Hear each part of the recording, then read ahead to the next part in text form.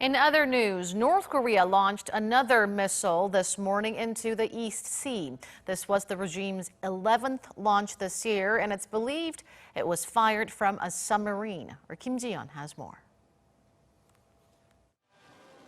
South Korea's Joint Chiefs of Staff has confirmed that North Korea fired a ballistic missile from waters near the eastern port city of Wonsan in North Korea's Kangwon-do province. The missile was fired in an easterly direction at 7:11 a.m. Wednesday.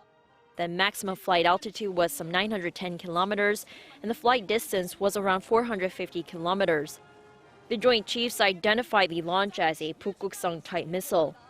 During an emergency meeting, the National Security Council voiced grave concerns, saying the North may be developing a submarine-based ballistic missile at a time Pyeongyang and Washington are preparing for working-level talks. Submarine-based ballistic missiles are believed to be more threatening than missiles fired from land, since a launch site is harder to detect in advance. It's believed the North is developing a Pukguksong-3 missile and submarines of more than 3,000 tons, and that the recent launch could have been planned in advance, regardless of progress on denuclearization talks.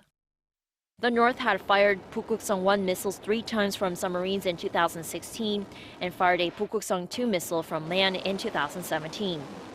Meanwhile, Tokyo has corrected its analysis on the missile launch, saying that in fact it was 1 missile and not the initial 2 it had announced.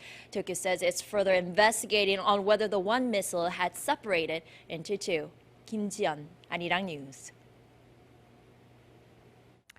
Defense Minister Kangwon-do, meanwhile, has said that South Korea, under the military intel sharing pact with Japan, had asked Japan for the specifics of the missiles launched by North Korea this morning. His remarks came when asked about whether Korea and Japan shared information regarding today's missile launch during the Parliament's annual audit of government ministries.